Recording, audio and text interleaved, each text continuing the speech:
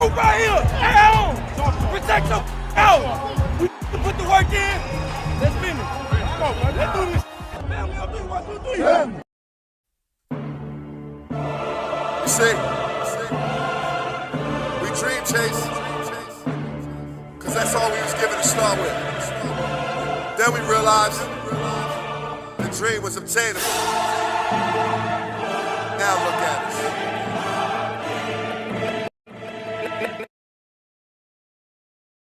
Welcome back to an episode of the Main Thing Podcast Presents. I'm your man, Big Huss, the one you trust, bringing you all your Philadelphia Eagles latest.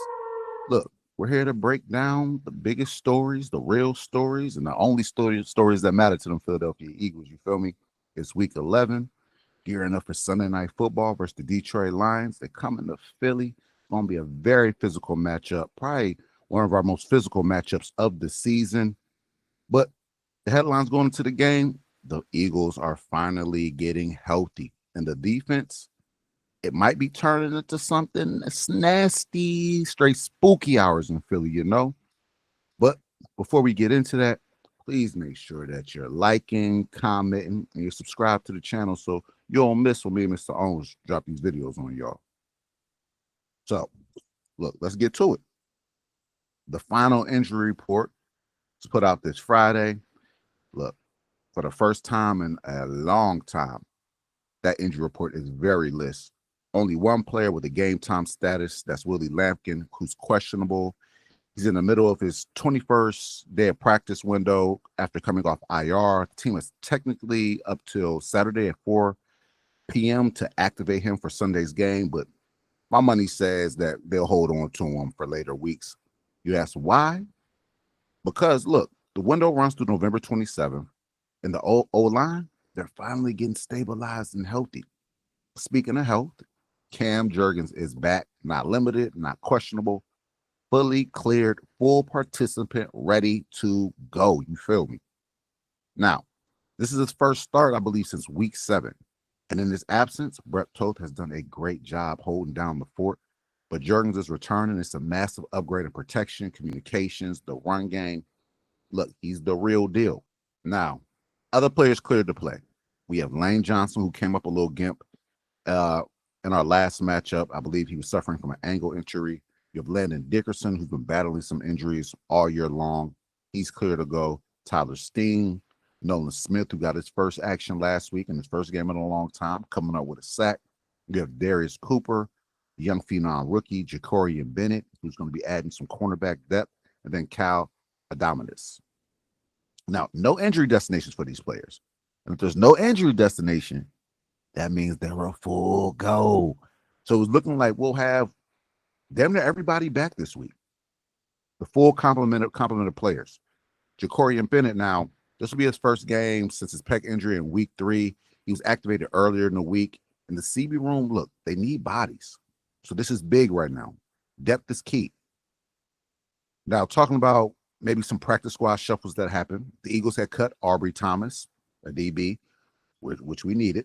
But then we signed Titus Leo, but then cut Leo and signed back Aubrey Thomas. So, you know, a little bit of musical chairs thing going on around there. Classic Eagles chaos. Nothing to overthink. Just we need depth, especially at that CB position.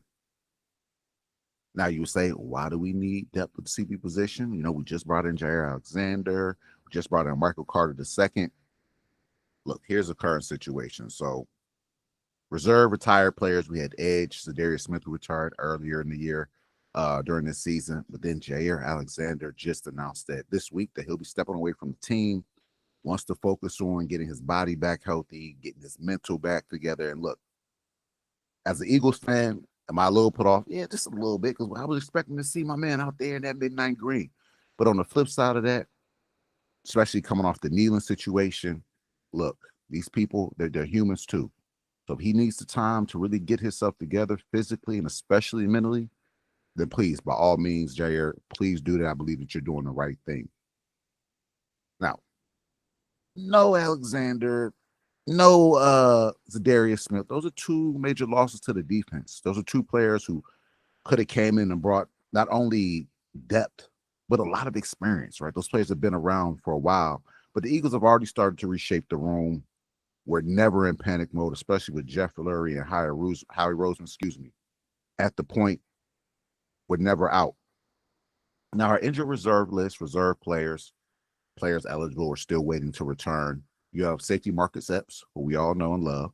He's eligible to return after week 13. Also, Azeez Ojulari, he'll be eligible after week 13.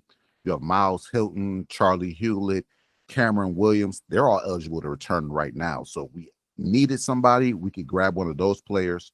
Willie Lampkin, his practice window was open on the 6th, so he'll be available if need be. But we also know key loss is done for the season. Ben Van Sumeren, Johnny Wilson, Ogba, they're all out, unfortunately. But let's talk about the fun part. Vic Fangio's defense. This defense is finally starting to take form, right? The coordinator, Fangio, spoke on Thursday, and if you listen closely, you can almost hear like the coach is feeling like his unit is finally starting to click a little bit, right? He spoke on Jalen Phillips. Jalen Phillips had his debut Monday night versus the Green Bay Packers, and he looked like he'd been in this system for months. He's been here since the offseason. That's kind of how he went out there and performed. But Fangio said they plan to play him heavy snaps, which they did.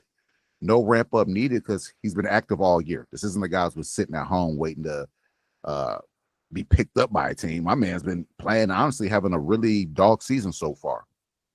And he straight up said, when you shop at Nordstrom's, you get good things, right? Got a great player, gave up a little bit. It was fair compensation, right? Equivalent exchange. It's working out for us. Translation, Phillips is exactly what this defense needed, straight up and down. He's big, he's physical, high motor guy, plays like a Fangio guy, right? Straight up and down.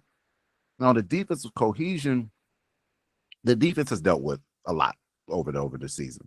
Injuries, like we just spoke on, retirements, trades. Brandon Graham, nickel, he just came out of retirement, literally like a week or two ago, right? But Fangio said the coaches and players, and they did a good job of getting these players ready to play starting this past Monday night up at Lambeau. You can see Monday night, the communication was there. The pass rush lanes were there. The tackling was much improved. Me and Mr. Owens speak on that at length all the time. Tackling. We were a much better tackling team Monday nights. I want to see us continue on that trend, continue on that road, and really build on that. It's the best really we've seen in weeks. The DC then also went to speak on Adoree Jackson still being CB2. Fangio said he's not surprised. Adoree, he's a survivor. In his 9th or 10th year, you don't last this long for no reason, right? And Adoree maybe sometimes doesn't pass the eye test, but he's been solid, especially from week to week. He's been progressing. That first game, Cowboys, it wasn't looking good, but you could tell there's been improvement. They're not picking on him as much as they were, right? Jackson has had an up and down career, but he played Monday night, and honestly, you didn't really hear his name called too much, and that's a good thing. Now, the CB room and Michael Carter, this is where Fangio kind of dropped his biggest hint, right? Michael Carter is the nickel, period. That's his best spot, and the team likes him there. Why does that matter? Because keeping Carter inside means Cooper DeJean could possibly play more outside or possibly even shift into a safety role in certain packages where many fans and scouts think he could really be a dog back there, right? But before Carter arrived, Fangio said they think they have other nickel options. Now they actually do. So with him saying that Michael Carter is the nickel, period, what does that mean? Is he going to be our starting nickel? Are we going to see Cooper DeJean starting outside in some of these sub packages? I mean, you got to keep our eyes out, right? Glued to the TV. See how Fangio utilizes the chess pieces that he has. Now, Jair Alexander stepping away, it was a major blow, but Fangio said Alexander had looked good in practice. He was ready for a role, but ultimately he chose to step away from football. And as a coach, as a player, as a fan, we have to respect that, right? Mental health is everything. Physical health is everything as well, but you want to be tight all the way around. So once again, if Jair felt like he needed to do that, then I believe he's doing the right thing. A quick few hitters that Fangio mentioned. Mora Jomo, who's been having a great year, makes splash plays every game. You could arguably say he's even performed better than Milt Williams did when he was kind of in that similar role. Fangio said smart players like Ajomo often call out opponents' plays. That's not rare at all. He also said Ajomo has been ready for more work since last year, which I believe. Even though his size means a heavier workload and it hits him harder, he believes that he's ready for it. And I believe that Moro Hajomo has been showing and consistently showing that, hey, man, I am ready for a bigger role. Put a little bit more on me. I'm not. Moro Jomo is one of the better D tackles in the league. He is just definitely underrated and I'm gonna say underappreciated. We'll just go with underrated. He's not getting the notoriety and the love that he should be getting. The man is a dog. The DC then later on went on to praise the Lions. Fangio said the Detroit offensive line is the best in the league. He also said they have playmakers everywhere, which is true. They do. This is a major test for the Eagles front. It is. Not even just for the front. This will be a major test for the team because the Lions are straight up. They're coming to Philly. This is their Super Bowl. Your boy Aiden Hutchinson earlier during interview said they've had this game circled on their calendar for months now. This is a must-win game. Out the horse's mouth. That's what Aiden's saying. So they're not going to come in here taking this lightly. It's going to be balls to the wall the entire 4 quarters, and we have to be prepared to not only match that energy, but just go in there and truly dominate. He then spoke on Jahad Campbell's role. Even with Nakobe Dean being back and playing excellent, Campbell keeps his rotational role inside, outside, honestly, all over the front, right? All over the formation when it comes to the defensive front, which I love to see. Fangio also teased that Campbell could eventually be used more as an edge rusher, but he likes him as an inside linebacker for now. We've seen some of those edge rushing capabilities from Jahad Campbell this year. He's made a couple plays from the edge position. Then we've also seen him kind of get handled, right? Like in this past game, he was getting blocked by a tight end 3. You can't have that as an edge rusher, right? So Fangio's saying he likes him more in a stand-up role. I'm not mad at that, especially given the abilities and skills that Campbell has in coverage, right? Jahad Campbell is very, very, very good in space.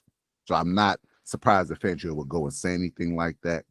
Now, the Eagles enter week 11. We're nearly fully healthy. I love to see it, right? Coming off their best defensive game of the season, clearly. Adding Jalen Phillips, a dog. Adding Ja'Cory Bennett, extra depth to a group that is kind of thin right now. Kind of thin, right?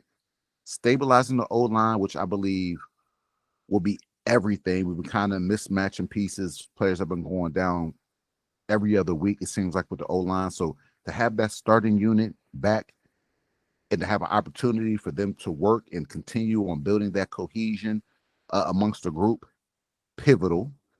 And the possibility, of unlocking Cooper DeJean, whether it be at outside corner or once again at safety. We already know he's damn near the best nickel in the league, bar none, straight up. But to be able to take his talents, move him to the outside or possibly back at safety, hey, maybe it bodes well for this defense. Detroit's a top-tier opponent. No question about it, ladies and gentlemen. They're physical, they're balanced, and they are well coached. This will be a game that tells us exactly who the Philly is, who we're going to be during our stretch, especially this November stretch. The playoffs are just around the corner. It's not that far away. If this defense shows up the way they did on Monday, only on Sunday night, the Eagles should absolutely, even if the offense gives us a mid performance, should absolutely win that game. But look, that's the main thing. Straight up. Health, which is wealth, whether it be mentally, physically, spiritually, got to stay locked in. But this team is turning that corner, right? We really nicked up this year. Both sides of the ball, honestly. Offense a little bit more, but to get that core group of guys back, hey, I'm looking forward to how these guys perform on Sunday. Now, me and Mr. Owens will put out another video, our preview video. You already know. Got to talk about the game before Sunday. So look forward to that. I hope everyone's having a great week, staying blessed. Make sure to continue to like, comment, and subscribe. Support your birds. Support the Main Thing Podcast. Till next time, hey, it's flag will fly till we die. I'm Big Huss. Stay blessed, man. It was I was gonna make a lot of money doing what I wanted to do. I went after it, and it was a struggle to achieve it. But you know what? I caught that bitch.